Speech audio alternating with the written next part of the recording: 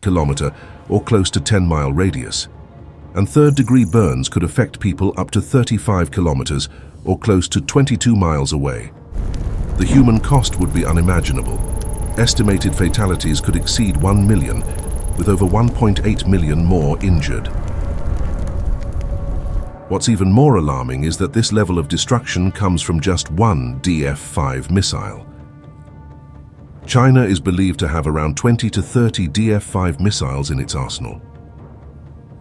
At number 2 on the list is the Russian R-36 Icbm, better known by its NATO designation as the Satan missile. Developed during the Cold War, this missile is one of the most powerful ever built, designed to deliver massive nuclear payloads across vast distances.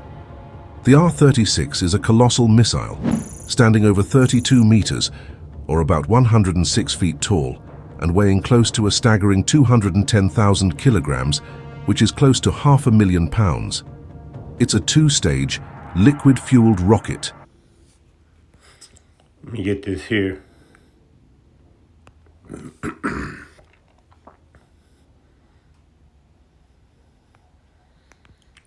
This is the book of Zephaniah. Zephaniah 2 and 14.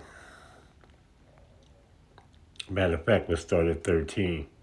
It says, and he will stretch out his hand against the north and destroy Assyria. Right now, the modern day Babylon the Great is a spiritual Assyria, spiritual Nineveh, right? Spiritually Sodom and Egypt, right?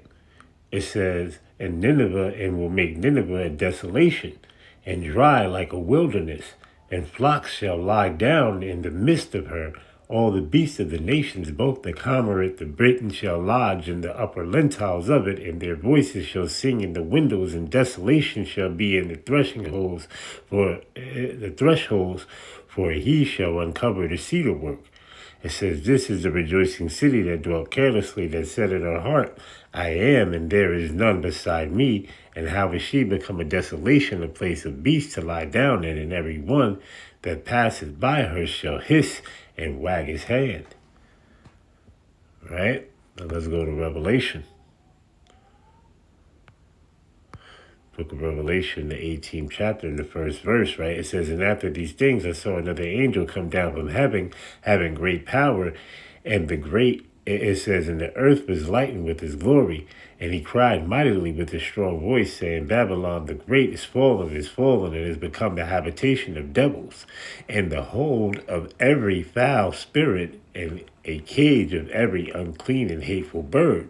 For all nations have drunk of the wine of the wrath of her fornication, and the kings of the earth have committed fornication with her, talking about Babylon, right? And the merchants of the earth are waxed rich through the abundance of her delicacies, right? Through seaports, transfers, and so on and so forth, right? Deals and the fiat currencies and the world, the exchange for goods and services, the barter system, the money, right? And everything of that nature, right? Through seaports, how these goods get in from these many different other countries.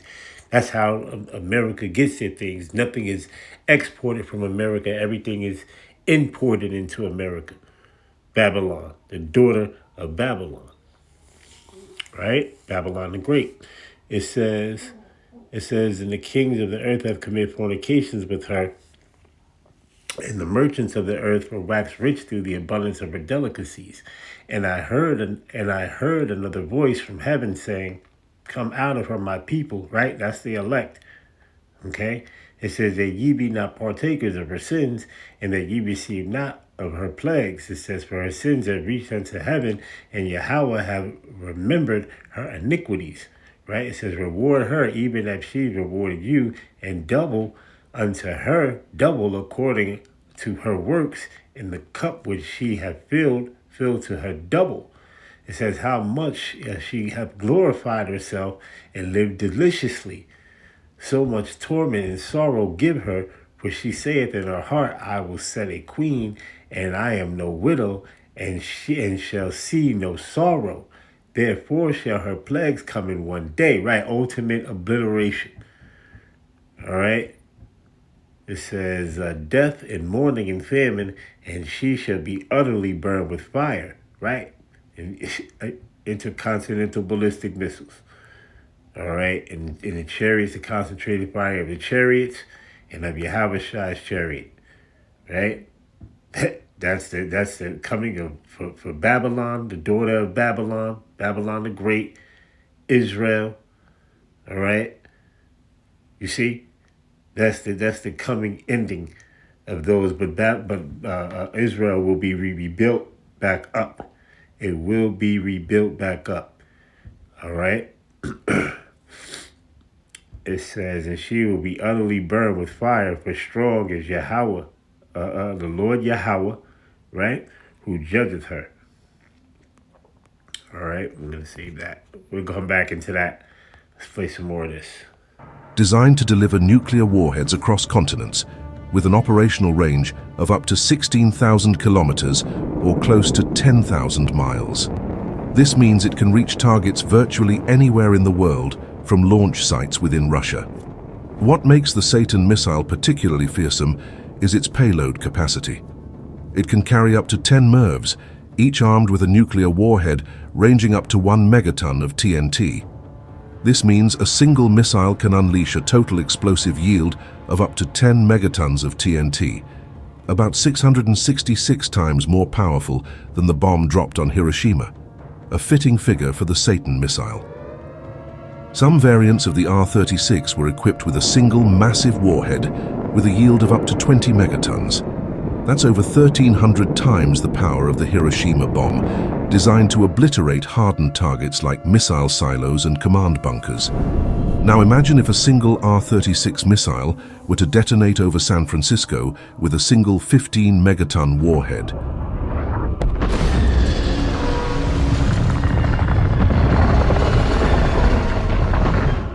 The immediate fireball would engulf an area over 30 square kilometers or 12 square miles, vaporizing everything within a 3-kilometer or close to a 2-mile radius. Buildings would be flattened within a 17-kilometer or over 10-mile radius, decimating much of the Bay Area. Thermal radiation would cause third-degree burns to people up to 40 kilometers or over 24 miles away, covering an area of nearly 4,800 square kilometers or 1,850 square miles. The human toll would be catastrophic. Estimated fatalities could exceed 1 million, with over 1.3 million more injured. And this is the impact of just one missile. Russia is believed to have around 46 operational R-36M2 Voyvoda missiles, the most advanced variant of the SS-18. Each of these missiles can carry multiple warheads, significantly multiplying their destructive potential. With such an arsenal, the sheer scale of power held within these weapons is almost beyond comprehension. Finally, at the top of the list is the Russian RS-28 Sarmat missile, ominously nicknamed the Satan II. This intercontinental ballistic missile represents the pinnacle of modern nuclear weaponry, developed to replace the aging R-36M Satan missiles. The RS-28 Sarmat is designed to evade missile defense systems and deliver massive payloads across the globe. The Sarmat is a 3-stage liquid-fueled missile that weighs over 208 tons and measures over 35 meters, or about 116 feet in length. It's capable of carrying a variety of warhead configurations, including up to 10 heavy MIRVs or 15 lighter ones, along with advanced countermeasures to bypass missile defenses. Its range exceeds 18,000 kilometers, or over 11,000 miles, allowing it to reach targets anywhere on Earth. One of the most concerning features of the RS-28 is its ability to utilize a fractional orbital bombardment system, or FOBS. This means the missile can enter a low Earth orbit and approach targets from any direction, including over the South Pole, effectively bypassing traditional early warning systems that are oriented toward the north. Some reports speculate that the Sarmat could theoretically carry a payload of up to 50 megatons, equivalent to the Tsar bomber, the most powerful nuclear device ever detonated. While such a massive yield is more hypothetical and not practical for modern military use, imagining its potential impact is sobering. Consider a scenario where a 50-megaton warhead is detonated over New York City.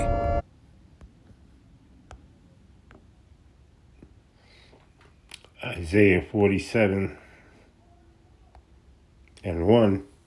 Come down and sit in the dust, O virgin daughter of Babylon. Sit on the ground, there is no throne, O daughter of the Chaldeans, for thou shalt no more be called tender and delicate.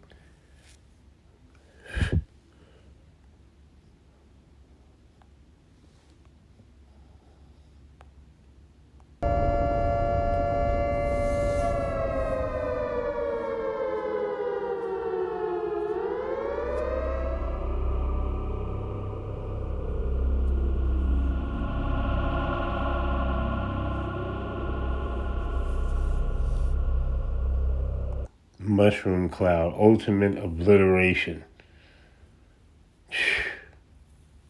Ultimate obliteration. Radiation. Fire. Mass amount of deaths. The immediate fireball would engulf an area with a radius of over 5 kilometers or over 3 miles, vaporizing everything within 83 square kilometers or 32 square miles. The intense blast wave would cause heavy destruction up to 26 kilometers or 16 miles away, leveling buildings and structures in more than 2,000 square kilometers or close to 800 square miles. Third-degree burns could be inflicted on people up to 60 kilometers or 37 miles away, covering an area of close to 11,000 square kilometers or over 4,200 square miles. The human toll would be unimaginable. Estimated fatalities could exceed 7 million people, with over 6 million more injured. And this is just from a single RS-28 Sarmat missile, assuming the theoretical payload of 50 megatons of TNT. To put this into That's only one.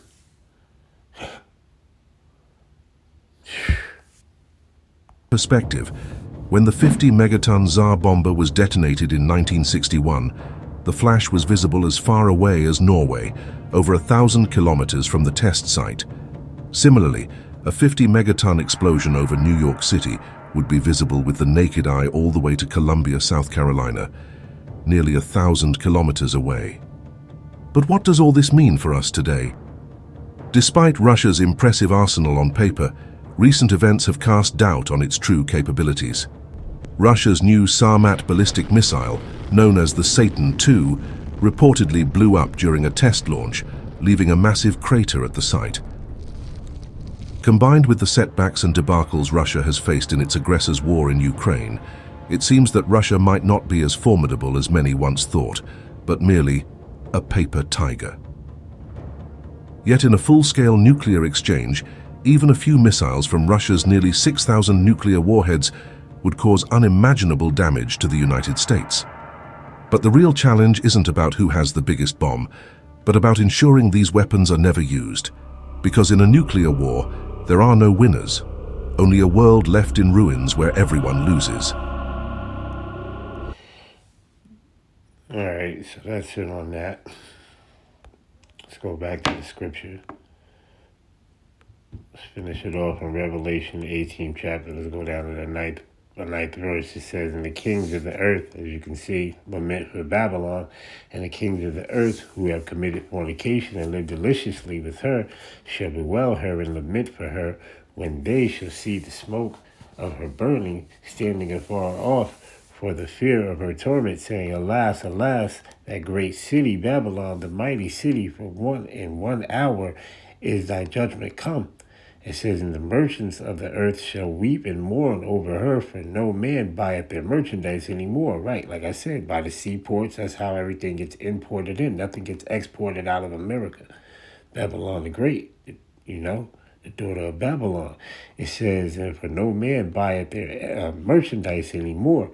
It says, the merchandise of gold, silver, and precious stones, and pearls, and fine linen, and purple, and silk, and scarlet, and all thine wood, and all matters of vessels of ivory, and all matters and all manner of vessels of most precious wood, and brass, and iron, and marble, and cinnamon, and odors, and ointments, and frankincense, and wine, and oil, and fine flour, and wheat, and beast, and sheep, and horse, and chariots, and slaves, and souls of men, and the fruits and it says, and the fruits that thy soul lusted after are departed from thee, and all things were dainty and goodly, and departed from thee, and thou shalt find them no more at all. The merchants of these things, which were made rich by her, shall stand afar off for the fear of her torment, weeping and wailing, and saying, Alas, alas, that great city that was clothed in fine linen, and purple, and scarlet, and decked with gold, and precious stones, and pearls, for in 1 hour so great riches is come to naught. And every shipmaster and all the companies and ships and sailors, and as many as trade by sea, stood afar off, and cried when they saw the smoke of her burning, saying, What city is like unto this great city? And they cast dust on their heads, and cried, weeping and wailing, and saying, Alas, alas, that great city wherein were made rich, wherein were made rich all that had ships in the sea, by reason of her costliness. For in 1 hour is she made desolate.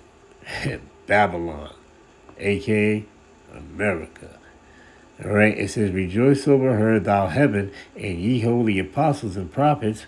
Right, it says, Barakatah Yahweh Shem Yahushai, Barakatah Yahweh Shem Yahushai. All praises to Yahweh Shem Yahushai. It says, For Yahweh have avenged you on her. It says, And a mighty angel took up a stone like a great millstone, and cast it into the sea, saying, Thus with violence shall that great city Babylon be thrown down, and shall be found no more at all. And the voice of the harpers, and musicians, the pipers, and trumpeters shall be heard no more at all in thee. It says no more. It says no craftsman or whatsoever craft he be shall be found any more in thee. And the sound of the millstone shall be heard no more at all in thee. It says, And the light of thy candle shall shine no more at all in thee. And the voice of the bridegroom and of the bride shall be heard no more at all in thee. It says, For the merchants were the great men of the earth, for by their sorceries were all nations deceived. And in her was found the blood of prophets and of saints, and of all that were slain upon the earth. So with that, I'm going to say, Shalom.